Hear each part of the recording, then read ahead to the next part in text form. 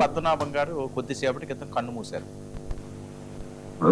ముద్రగడ పద్మనాభం గారి మరణం అనేది వైఎస్ఆర్ కాంగ్రెస్ పార్టీకి, కాపు సామాజిక వర్గానికి, ఎస్పెషల్లీ గోదావరి జిల్లాలకి అత్యంత తీరని లోటు అండి. 6 సార్లు ఎమ్మెల్యేగా, ఒకసారి ఎంపీగా, 2 సార్లు మంత్రిగా ప్రజల కోసం సేవలు అందించినటువంటి గొప్ప మహోన్నత నేతలు ఈ రోజు ఆంధ్ర రాష్ట్రం కోల్పోయింది. నిజంగా ఆయన లేని లోటు ఈ రాష్ట్రానికి, రాష్ట్ర ప్రజలకి తీరనిది. సో ఆయన ఆత్మకి శాంతి లభించాలని ప్రగాఢ సానుభూతి తెలుపుతూ ఆయన కుటుంబానికి వైఎస్ఆర్ కాంగ్రెస్ పార్టీ అన్ని రకాలుగా అండగా ఉంటుంది అని తెలియజేసుకుంటూ ఆయన ఆశయాలను కొనసాగిస్తూ వైఎస్ఆర్ కాంగ్రెస్ పార్టీ ఖచ్చితంగా ప్రజలకి మేలు చేసే విధంగా ముందుకెళ్తుంది అన్న విషయాన్ని కూడా ఈ సందర్భంగా స్పష్టం చేస్తున్నాం సార్. సో రాయపాటి అరుణ గారు చెప్పినట్టు చేతికి ఎముక లేకుండా తన గడప తొక్కిన వ్యక్తికి, ప్రతి వ్యక్తికి తనకు చేతనైనంతలో సాయం చేసినటువంటి మహోన్నత వ్యక్తిత్వం కలిగినటువంటి ముద్రగడ పద్మనాభం గారు ఈ రోజు మనందరినీ వదిలిపెట్టి వెళ్ళటం అనేది ఏదైతే ఉందో ఇది చాలా బాధాకరం. కాకపోతే దారుణమైన అంశం ఏంటంటే ఆయన అనారోగ్యంతో ఉన్నటువంటి పరిస్థితుల్లో ఆయన అనారోగ్యాన్ని కూడా చాలా మంది రాజకీయం చేశారు. వాళ్ళ మాటలను మాట్లాడాల్సిన వాళ్ళ గురించి నేను ప్రస్తావించడానికి కూడా నేను ఇబ్బందికరంగా ఫీల్ అవుతున్నాను. ఆయన ఎక్కడైనా సరే ఆయన మరణంతో ఆయన రాష్ట్ర ప్రజలకి, ఎస్పెషల్లీ కాపు సామాజిక వర్గానికి చేసినటువంటి సేవల్ని ఈ ప్రభుత్వం అయినా గుర్తించాలి అని రిక్వెస్ట్ చేస్తా ఉన్నాం, డిమాండ్ కూడా చేస్తా ఉన్నాం. ఖచ్చితంగా ఆయన కుటుంబానికి వైఎస్ఆర్ కాంగ్రెస్ పార్టీ కుటుంబం ఏదైతే ఉందో, ఎంత పెద్ద కుటుంబం, అన్ని రకాలుగా అండగా ఉంటుంది అన్న విషయాన్ని మాత్రం స్పష్టం చేస్తున్నాం.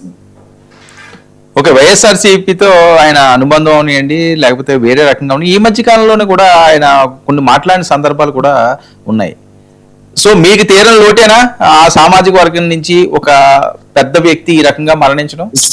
సార్, సామాజిక వర్గం అనేది కొద్దిసేపు పక్కన పెట్టండి సార్. పెద్ద మనిషిని కోల్పోయింది వైఎస్ఆర్ కాంగ్రెస్ పార్టీ, పెద్ద మనసున్న మనిషిని కోల్పోయింది వైఎస్ఆర్ కాంగ్రెస్ పార్టీ. నేను ముద్రగడ పద్మనాభం గారితో పర్సనల్ గా 2 సార్లు కలిసి సార్. అది కూడా మా పార్టీ ఆఫీస్ లో ఎలక్షన్స్ ఓడిపోయిన తర్వాత 2024 ఎన్నికలు ఓడిపోయిన తర్వాత 2 సార్లు ముద్రగడ పద్మనాభం గారిని నేను కలవడం జరిగింది. ఈ వయసులో కూడా ఆయన నిజంగా ఆయనకున్న మంచితనం, ఆయన మాట తీరు, అందరినీ పలకరించే విధానం మాలాంటి యువకులందరికీ కూడా ఎంతో మందికి మార్గదర్శనీయం. అలాంటి వ్యక్తుల్ని ఫాలో అవ్వాల్సినటువంటి అవసరం ఉంది. ఎవరినైనా గౌరవపూర్వకంగా పిలవగలిగినటువంటి గొప్ప వ్యక్తిత్వం ఉన్నటువంటి వ్యక్తి.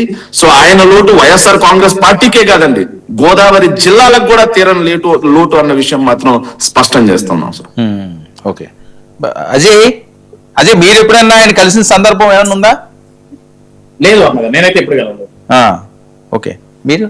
లేదు సార్, నేనే జనరల్ గా ఆయన గురించి వినడం లేదు. విన్నాను సార్, విన్నాను. ఆయన మేము చిన్నప్పుడు కూడా చాలా ఉద్యమాలు చేసేవాళ్ళు. మేము అంటే టీవీలో చూడటం కానీ ప్రత్యక్షంగా అయితే నేను కలవలేదు సార్ పెద్ద ఆయన్ని.